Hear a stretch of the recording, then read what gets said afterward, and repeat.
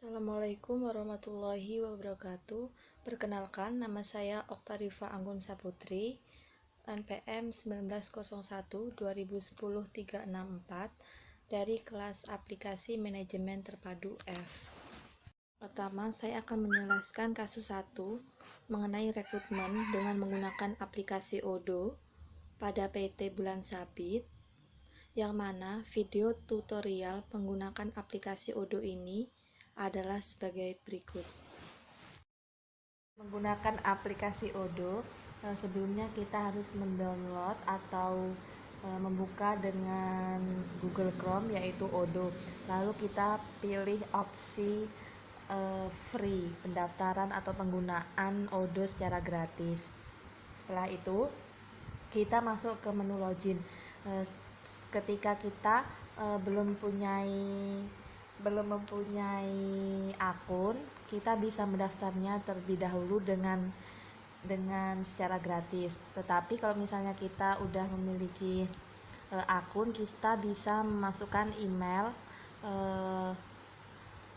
dan password untuk masuk ke link Odoo tersebut.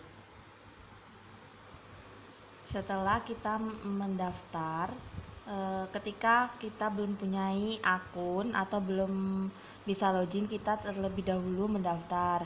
Jadi kita bakalan mengisi nama lengkap, nomor telepon, nama perusahaan, jumlah karyawan yang akan direkrut dan sebagainya.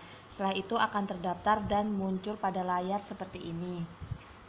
Lalu kita akan melaksanakan rekrutmen, maka yang diklik adalah rekrutmen.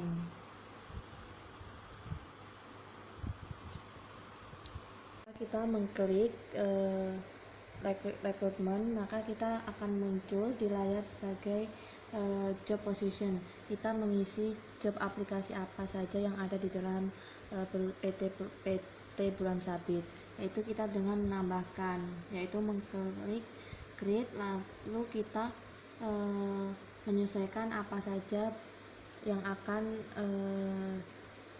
kita akan melakukan rekrutmen, yaitu pada bulan sabit sini membutuhkan 3 rekrutmen, yaitu mengenai digital marketing, finance admin, HR staff, dan staff produksi. Selanjutnya, setelah kita mengisi bagian pada job position yang apa yang dibutuhkan dengan rekrutmen perusahaan, maka kita bisa mengklik tombol di atas, yaitu tulisan dengan application, lalu pencet all application. Selanjutnya nanti kita akan muncul, yaitu saya contohkan satu, yaitu ini data-data yang mengikuti rekrutmen.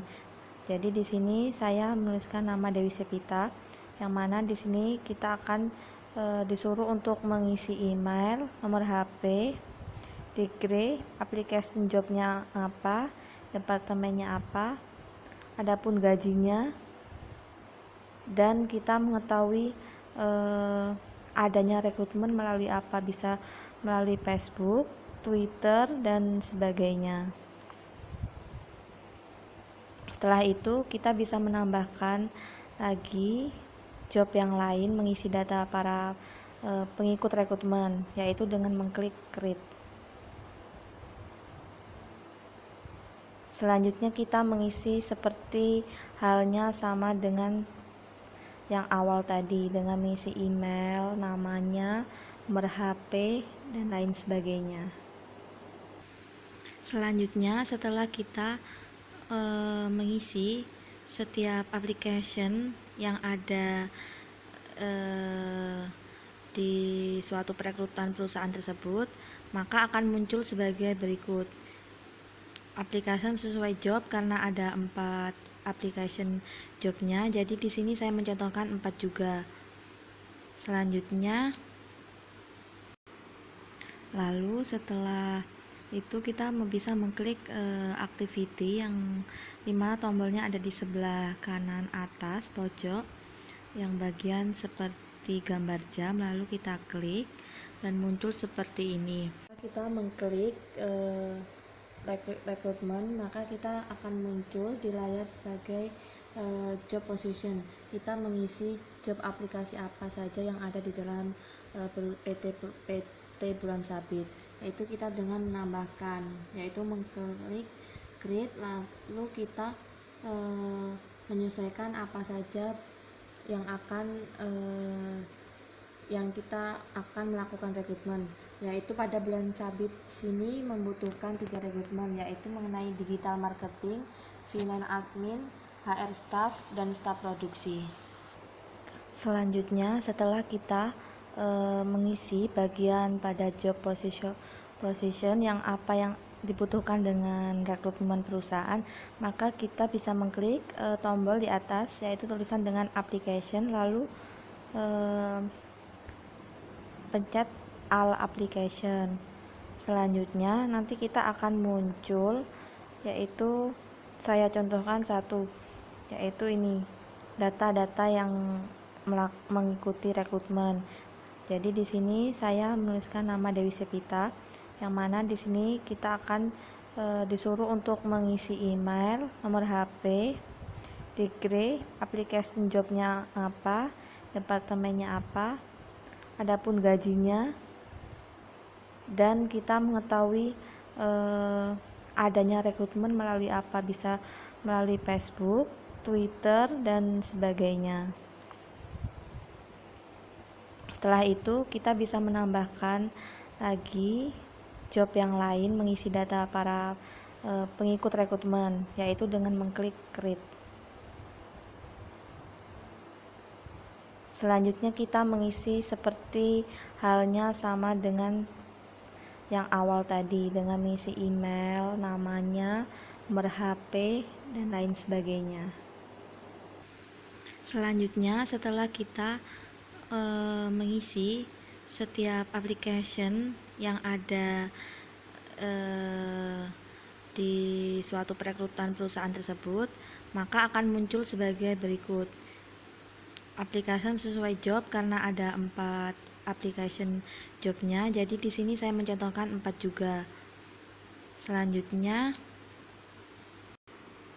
lalu setelah itu kita bisa mengklik activity yang dimana tombolnya ada di sebelah kanan atas pojok yang bagian seperti gambar jam, lalu kita klik dan muncul seperti ini. Di sini ada tulisan schedule activity dengan logo tambah, jadi kita bisa mengkliknya. Setelah itu bakalan muncul seperti ini, dan kita bisa meng-create-nya. Kita bisa meng-create-nya satu persatu. Yang pertama mulai application job HR staff dengan subjek application name Ana Anissa, lalu akan muncul seperti adanya activity time, summary, tanggal, dan access net to. Lalu akan kita klik schedule. Setelah melakukan penjadwalan untuk interview, maka akan muncul pelaksanaan interview setiap orang yang muncul seperti pada gambar layar tersebut. Setelah melakukan apa tujuan kita dalam melakukan rekrutmen ini, kita akan dimintai oleh perusahaan yaitu suatu bentuk upload file atau dokumen, yang mana upload dokumen tersebut bakalan dijadwalkan setiap masing-masing orang direkrut. Setelah itu kita bisa mengklik tombol ini, tombol kotak-kotak dengan warna hitam yang terpisah-pisah yang dengan judul Kanban, lalu dengan muncul seperti ini initial qualification, first interview, second interview, kontak proposal. Nah, ini kita akan misi sesuai dengan apa yang dibutuhkan dan dijadwalkan oleh suatu perusahaan. Contohnya di sini seperti nama Dewi Sepita, Rindi, Maya, dan Ana, sesuai dengan bagian masing-masing. Setelah kita mengisi bagian pada initial qualification dan first interview, second interview, dan kontrak proposal, maka dengan ini bisa terjadi seorang pelamar bisa melanjutkan dan keterima pada PT Bulan Sabit tersebut karena datanya sudah valid dan sesuai dengan apa yang diinginkan oleh PT Bulan Sabit tersebut. Di sini saya mencontohkan setiap bagian pada setiap job application-nya 2. Jadi di sini initial qualification, first interview, second interview, dan kontrak proposalnya hanya 2 saja. Selanjutnya itu seperti pada contoh dan pengerjaannya seperti contoh yang sebelumnya dikerjakan. Misalnya dengan first interview bisa mengklik tanda tambah, lalu mengisi subjek atau application name-nya, terusan application name-nya apa, emailnya apa, dan application job-nya itu sesuai dengan apa yang dia ikut dalam perekrutan. Lalu di add dan nanti akan muncul seperti ini dan bakal divalidasi dan sesuai atau tidaknya pada perekrutan di suatu perusahaan. Selanjutnya, pada kasus yang kedua ini mengenai konsep pemasaran apa yang akan diterapkan di kantor cabang ketika diri saya diposisikan sebagai general manager. Jadi, saya akan membuat konsep, yaitu ada 5 konsep. Yang pertama mengenai konsep produksi, yang mana kita berfokus akan ketersediaan produk dan menawarkan produk tersebut dengan harga yang lebih murah dan terjangkau. Karena dengan harga yang terjangkau, maka konsumen itu tidak merasa harganya tidak memberatkan konsumen untuk membeli. Oleh karena itu, dengan cara tersebut, produksi yang kita miliki akan semakin meningkatkan produksi dan laba kita. Contohnya itu seperti yang mana kita harus berfokus pada pencapaian efisiensi produksi yang tinggi. Yang kedua itu ada biaya yang rendah harus diperhatikan, dan yang terakhir ada selalu meningkatkan produksi. Yang kedua itu adalah konsep produk yang berfokus pada peningkatan dan inovasi produk VNB secara terus-menerus. Contohnya itu seperti kita selalu memperhatikan kualitas produk makanan dan juga selalu melakukan inovasi mengenai produk yang kita pasarkan. Yang ketiga itu ada konsep penjualan. Konsep penjualan ini kita difokuskan untuk selalu mengembangkan suatu produk dan menjualnya ke target market yang telah ditentukan. Oleh karena itu, dengan kita memperhatikan konsep penjualan, maka akan membantu produksi semakin meningkat dan laba perusahaan akan semakin tinggi. Contohnya di sini adalah seperti kita selalu mengadakan event harga yang khusus bagi para konsumen dan menyediakan sampel makanan secara gratis. Sampel makanan di sini adalah produk kita yang akan kita pasarkan dan kita produksi. Selanjutnya yang keempat itu adalah konsep pemasaran. Konsep pemasaran di sini kita difokuskan pada kebutuhan dan keinginan target market, sehingga kita dapat menginformasikan dan memberikan value yang lebih baik daripada pesaing agar konsumen atau pelanggan merasa puas. Jadi kita harus bisa memberi keunggulan produk kita itu berbeda dengan produk para pesaing.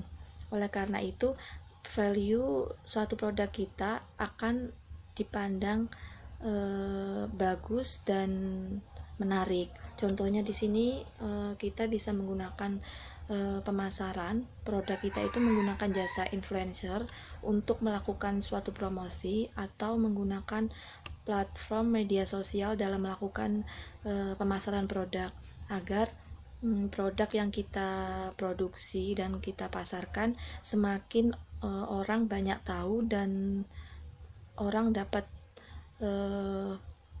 membeli produk kita. Selanjutnya yang terakhir adalah konsep pemasaran sosial.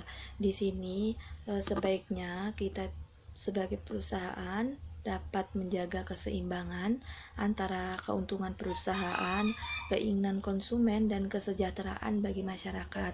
Karena dengan itu perusahaan bisa menentukan berbagai apa kebutuhan yang diinginkan oleh konsumen ataupun pelanggannya.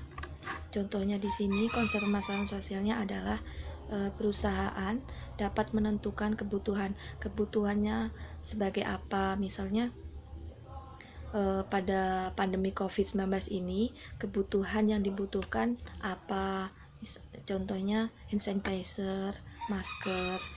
Nah, selain itu juga perusahaan dapat menentukan keinginan dan kepentingan suatu target pasarnya tersebut untuk apa. Selanjutnya pada kasus 3, yaitu siklus pembelian yang diterapkan di kantor cabang.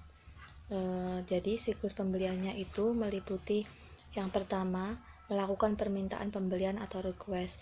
Jadi pembeli atau pelanggan melakukan request apa barang atau produk yang akan dibelinya.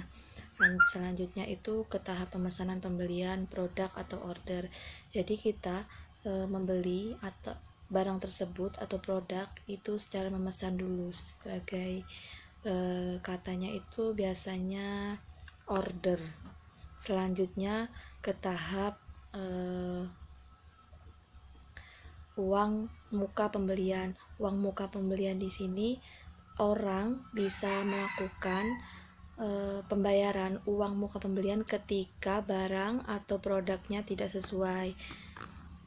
Selanjutnya faktur pembelian di sini sangat berpengaruh besar, karena faktur pembelian di sini adalah bukti fisik yang mana sebagai barang atau jasa yang dibeli oleh konsumen itu sudah sesuai dengan keinginan pembelian atau belum. Selanjutnya ada kembali ke tahap pemesanan pembelian produk atau order, itu bisa ke tahap penerimaan produk. Setelah kita memesan, kita bisa langsung menerima produk. Bisa juga dari penerimaan produk itu kita ke faktur pembelian, yang mana faktur pembelian di sini setelah kita menerima produk, apakah produk kita telah sesuai dengan keinginan kita atau belum.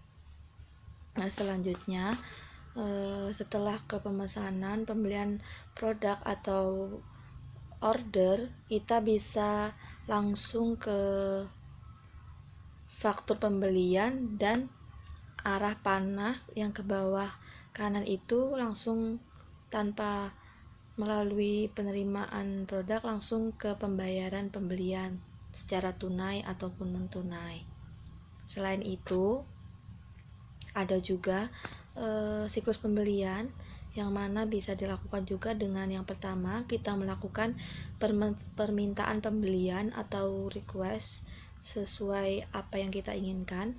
Lalu ke tahap pemesanan, kita melakukan pemesanan atau via order apa barang atau produk yang mau kita beli. Selanjutnya kita ke penerimaan produk. Penerimaan produk di sini kita apa yang kita pesan dengan cara order apakah telah sesuai atau belum. Selanjutnya ke uang muka pembelian. Uang muka pembelian di sini kita menerima produk dengan uang muka pembelian atau biasanya disebut dengan kredit. Lalu setelah ke uang muka pembelian ini ke faktur pembelian. Jadi ketika bukti fisik faktur pembelian ini sangatlah kuat, karena kita menerima produk apakah produk kita ini telah sesuai atau belum dengan apa yang kita inginkan.